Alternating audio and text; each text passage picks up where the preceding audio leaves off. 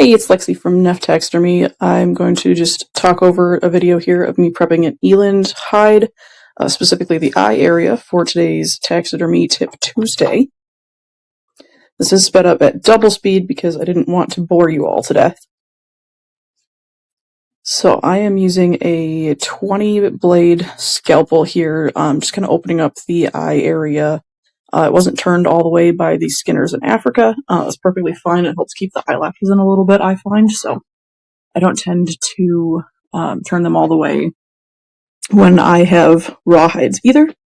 But it's really important that you get them turned all the way in your prep work before you mount, because if you leave that skin-to-skin area there as it dries, that'll shrink really tight. So you want to make sure there's clay in there to keep it looking nice and full and soft.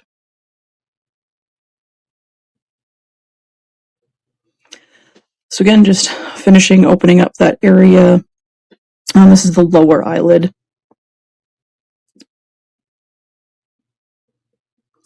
And then I believe here I am taking out the oil glands. So there are little glands along the surface of the eyelid on the top and the bottom on most hoofed animals for sure. I'm not sure about other species.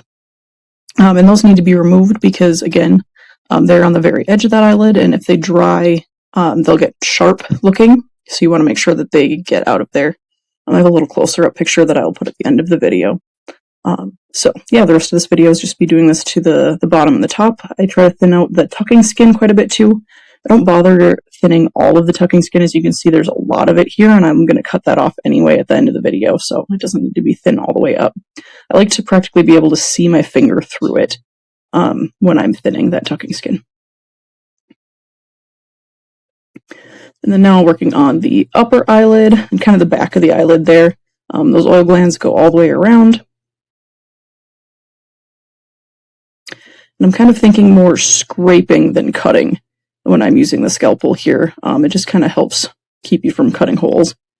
You still do every once in a while, but you can fill them in pretty easy with your epoxy or whatever you're using when you do finish work.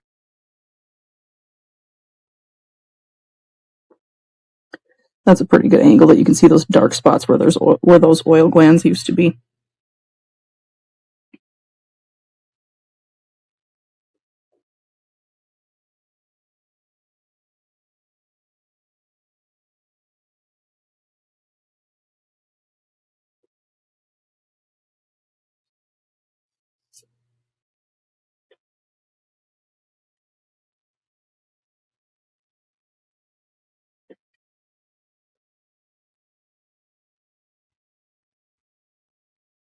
And then just finishing up at the front truncle of the eye there, that little triangle at the front corner. You want to make sure you get that nice and thin. That tends to be a pretty thick spot.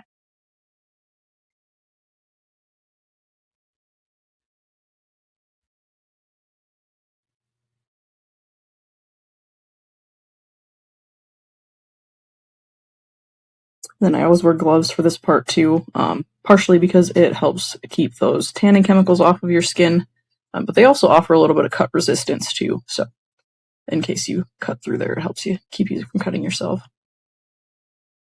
And then at the front corner of the eye here, there's always a big like cartilage tendon area that sits in that little depression in the bone, so you want to make sure you get that thinned out really nicely too, otherwise it can drum on you.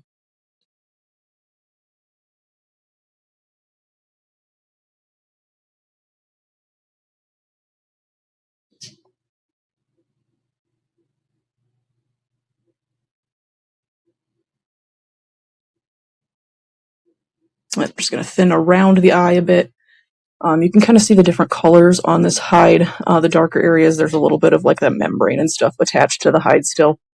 You want to be pretty thin there, not into hair roots, but just before that. You really want it as thin as you can without losing your hair. The thinner the hide is, the less your eye shape will change over the drying process.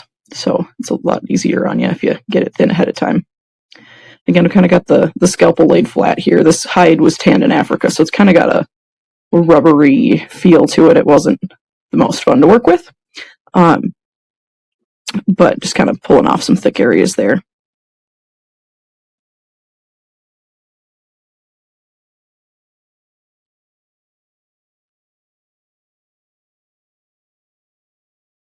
And again, just doing the same thing at the back corner of the eye there.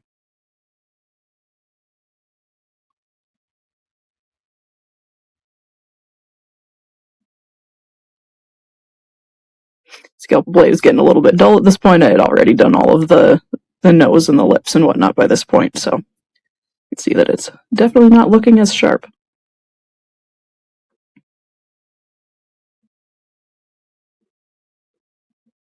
You can see I'm kind of feeling the hide with my left thumb there, just checking what areas I need to thin still. Trying to stay out of those whisker roots there, those dark dots if I can, but kind of find a balance between thinning the hide and then losing your whiskers. So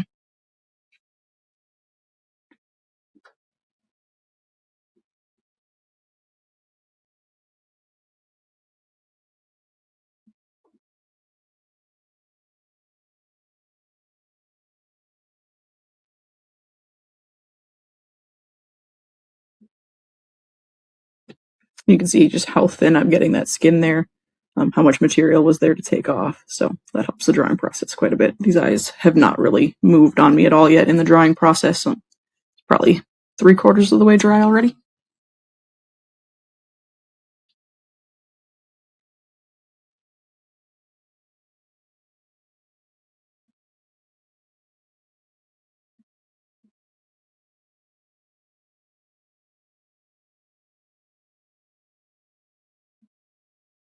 And there, I'm just pinching the skin to show you how thin I got that, even on a thick African hide like an eland.